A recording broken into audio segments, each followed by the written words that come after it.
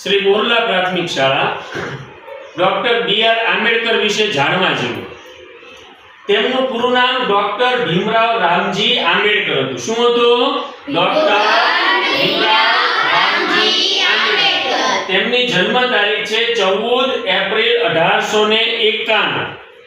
તેમનું જન્મસ્થળ કયું હતું? મહુ, જે હાલ મધ્યપ્રદેશમાં આવેલું છે, મધ્યપ્રદેશ રાજ્યમાં આવેલું છે. તેમના પિતાનું નામ હતું રામજી માલોજી સકપા. તેમના માતાનું નામ છે ભીમાબાઈ મુરબડકર. ડોક્ટર ભીમરાવ આંબેડકરના માતાજીનું નામ છે ભીમાબાઈ મુરબડકર. તેમની ઓળખ તે શા માટે એવા એમણે કયા કાર્યો કર્યા હતા કે લોકો એમને ઓળખે છે? તો જો તેઓ ભારતીય બંધારણના મુખ્ય ઘડવૈયા કહેવાય છે. આપણા ભારતના બંધારણ ઘડવામાં જેમનો સિંહ ફાળો છે એ છે ડોક્ટર બી.આર. આંબેડકર. તેઓ આપણા જવાહરલાલ નહેરુની પહેલી સરકારના કાયદા મંત્રી એટલે ન્યાય મંત્રી હતા. સાથે એક સમાજ સુધારક પણ હતા, અર્થશાસ્ત્રી પણ હતા અને શિક્ષણવિદ પણ હતા.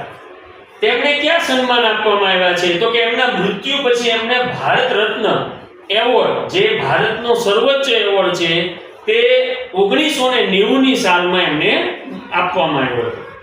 તેમની યાદમાં એક સ્મારક બનાવવામાં આવ્યું છે જે મુંબઈમાં છે, જેનું નામ છે ચૈત્યભૂમિ. શું છે? ચૈત્યભૂમિ. તેમનું નિધન એટલે કે એમનું અવસાન કઈ તારીખે થયું હતું?